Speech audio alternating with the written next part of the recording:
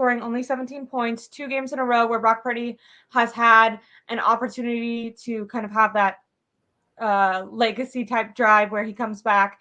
I think all 5 out of 6 of his interceptions have been thrown in the second half when the Niners are only trailing by 1 score, meaning if he did not throw an interception that he could have brought the team back. So not ideal in the most crucial moments, but it's hard to like look at things objectively, right? Because that first half, I think Brock Purdy actually looked really good, but now when you look at him, I feel like the information is skewed by like seeing how poorly he did in the like crisis moment. Mm-hmm. So how do you feel about Brock Purdy so far going into this bye week? A lot of early season hype. We were talking, should he be an MVP? And now people are talking, should he get benched for Sam Darnold? So, Well, that was always stupid, and so is the Darnold how the great mighty have fallen. Is that the saying? Well, yeah, the MVP talk and all that was always stupid in the first place. It was so bad. It's like, no, those are always dumb. Now, was he actually a legitimate starter that could be for this franchise? You don't think that we should have MVP talks 5 weeks into the season? No, I never thought that. That was dumb. Boring. No. That's boring. That's trying too hard, fanboyish topic talk. But anyways, I think at this point he's still a very solid quarterback, and he's still a solid quarterback. But he's someone where if it's the game you're losing the game, especially in the late points, that you're probably not going to muster up a comeback. I know he did one against the Raiders, but. Great. That's against the freaking Raiders. They suck. You doing this against a legitimate team. Did you see that team? game? Did you bet on the game? Did you bet on the game, yes? I don't bet anymore. When did you stop betting? You were coming in here talking all excited about your bets. No more. Over it?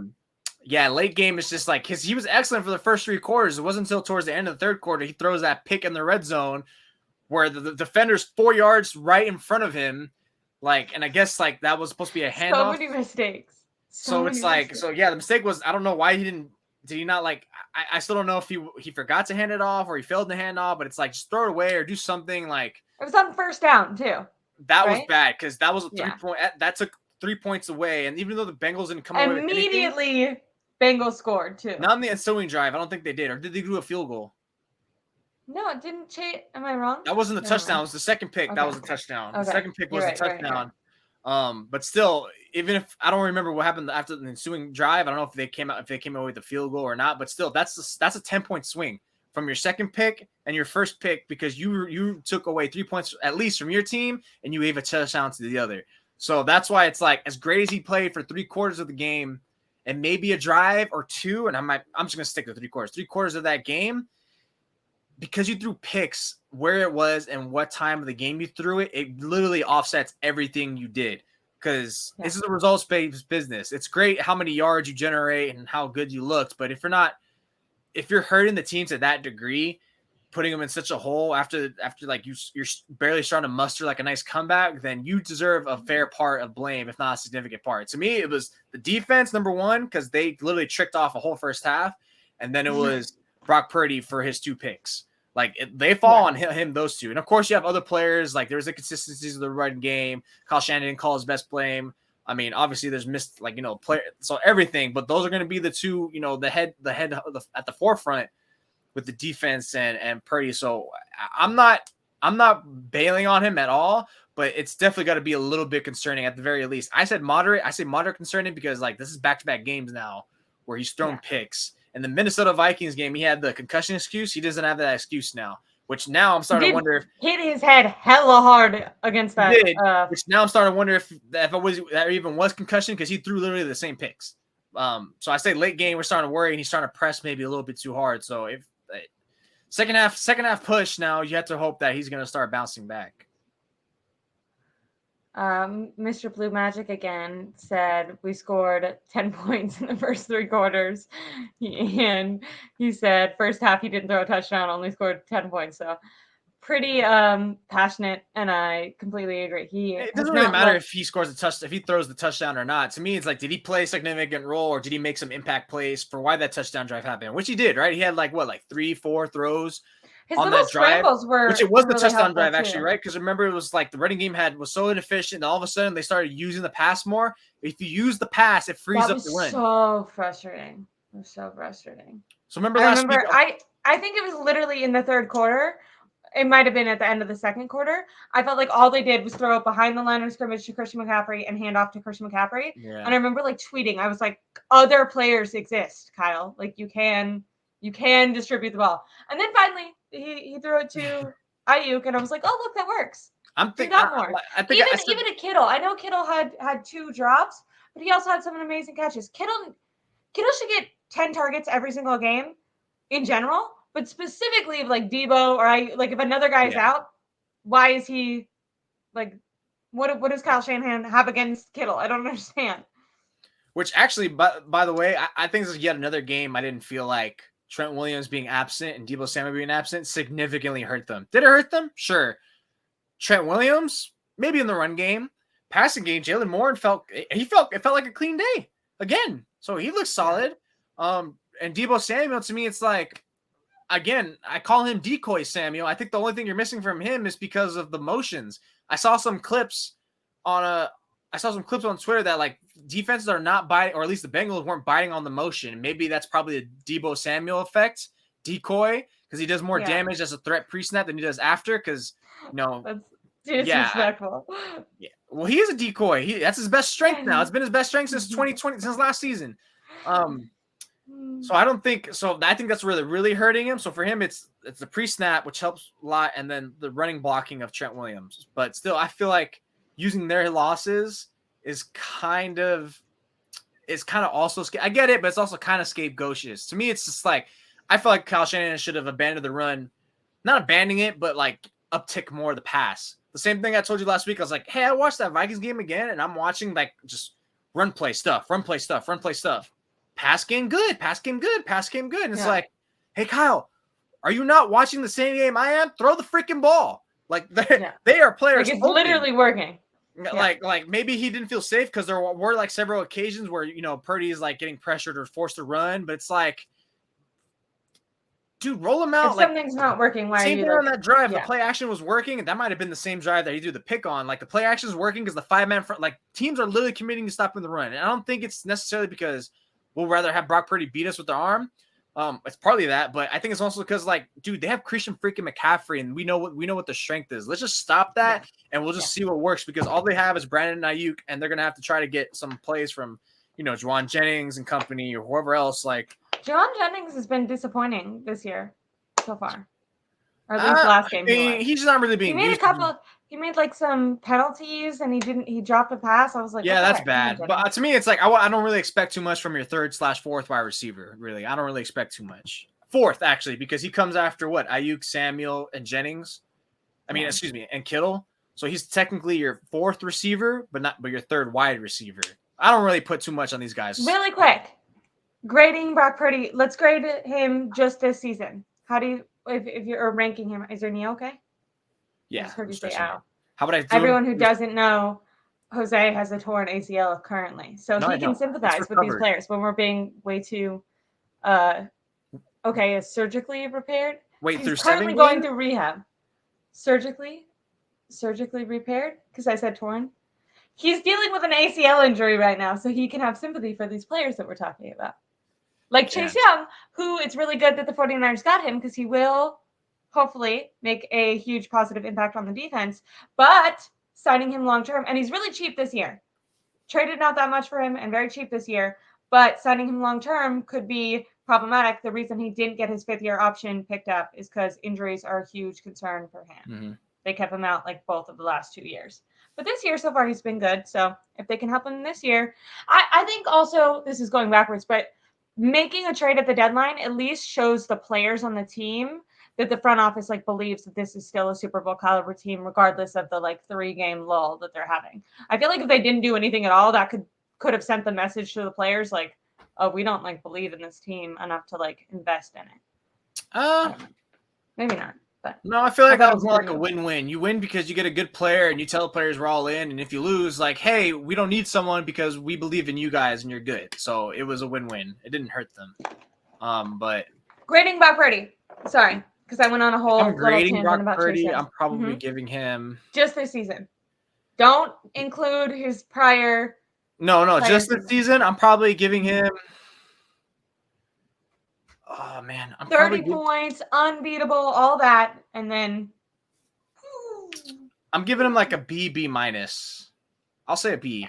I like B minus. It could have been a B plus or A minus, but those 2 games back to back with the picks, and then he was off dramatically bad in that Browns game too. Like that's another bad. That was the real bad performance, really, of the 3 games. It's like, dude, you're missing throws like crazy, and one of his picks was look, and that's 3 games in a row where he's had like 3 the same exact pick. Like it's like, dude, what are you looking at? Like what the hell? So I mean. And it's funny because before that Browns game, we talked about his anticipation throws, and it looks like it's hurting him. Like that was so much. Like what does he do? Well, I feel like the thing that we were praising him for at the beginning of the season, because like obviously his physical aspects. Now he has showed off his legs a little bit, but like strongest arm is not like a thing that you're going to say when you're talking about Brock Purdy. You're talking about his poise, his anticipation, and right now you're like, hey, anticipate less, please, because you're throwing the ball before and that's the thing about anticipation and being limited, right? It's like this is a double-edged sword. It's like I'm anticipating he's going to be there, but how much can I really anticipate too much? Like especially lifetime when the bullets are flying, like where this defender or maybe the hidden defender is going to be at. So it's like, yeah, unless you have the arms to really just like zip it in there, then it's like you really have to. You're pretty much almost trusting in the receiver and Kyle Shanahan's system that guy, that zone is going to be open. And, it's probably also the same thing that Kyle Shanahan's telling him, like, hey, this is the area you need to deliver this ball. He's going to be open. And sometimes he's just like, all right, he's open there and not making too much of an assessment there, which obviously Kyle's going to be like, dude, I wish you read that and not be so much of a robot. Not saying he is a robot because, again, I don't know too much, like, command he has, like, at the line to change plays or do all that stuff. But, maybe sometimes it's just, like, adherence. But it's hard to tell because he is, like, an anticipatory thrower, but this is what happens. You live and die by it. The point is, like, we just have to eliminate those picks, especially when you're trailing, because this team is clearly not capable of overcoming those impactful turnovers. Interesting. You kind of like originally I was thinking like C for Brock Purdy, and when you said B minus, I was like, okay, definitely B minus. But then you just kind of walked me off the ledge, and now I want to go back to a B because I think grading Brock Purdy and changing your opinion based on these last 2 games kind of depends on like how you saw him before. And I feel like I'm not surprised that Brock Purdy needs like Kyle Shanahan calling a really good game. He needs his star players around him. He needs an efficient run game, and he needs a defense that's playing well.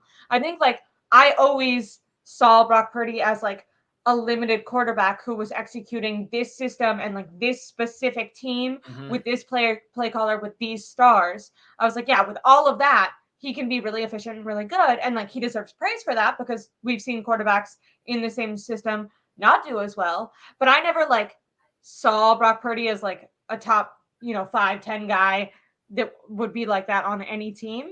So to me, it kind of doesn't change my opinion that much that he really struggled in the last 2 games. Because I think if you would have came to me and said, hey, this quarterback who has all these, like, these are his limitations and these are his pros, like, how do you think he will fare in this sort of, condition without, an offensive lineman, with the play caller not being very creative, with the defense not being able to keep him in the game as much as they're normally able to, and with a run game struggling, I'd be like, oh, yeah, he's probably going to struggle and, like, throw some erratic plays, because I was talking about this in the first 3 games. Anytime he was getting sacked, he like, as he's falling, spins and like throws the ball just like in the air. I don't know how that has not became like, he's thrown all of his, the people have been talking about him being high in turnover worthy plays.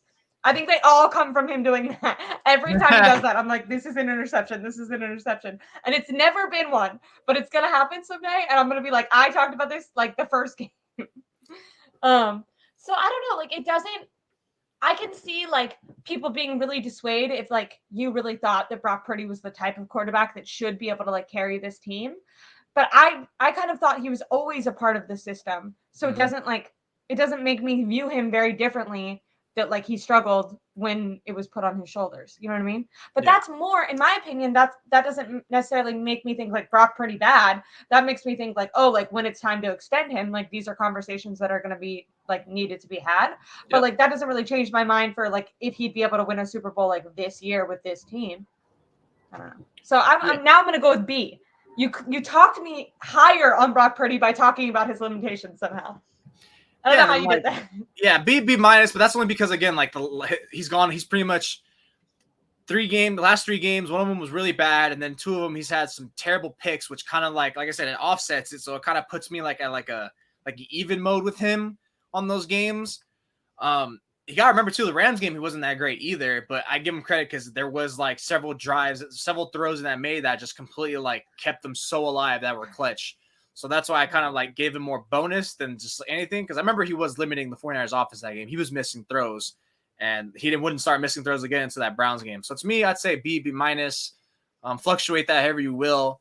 But like I said, like how your assessment is, like I knew he was part of the system, but I think he that's why I always said he was the optimizing figure where all the talent he can bring the most out of all the talent for the most part, like 80 instead of it being like 50. Always used optimize. I like that word because it's the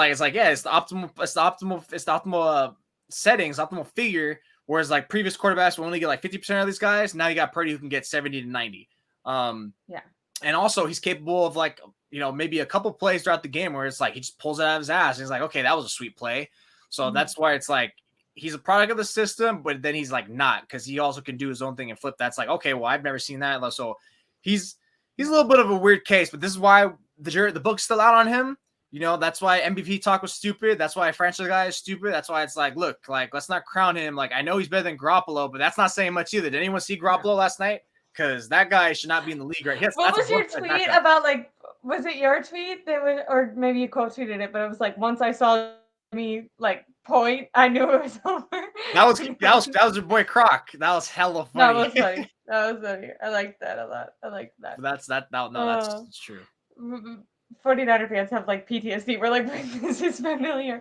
And they Jordan Elliott did that too. He like mashed up Jimmy overthrowing Sanders with Jimmy overthrowing Devontae Adams. Poor Devontae, still in the Raiders. The trade deadline's over. He's just he did it to himself. He did it, yeah. Like you can't. Well, he did, but then he didn't, because then all of a sudden they shipped out his boy, who was the better quarterback. But you're putting your trust in the Raiders that they're gonna like do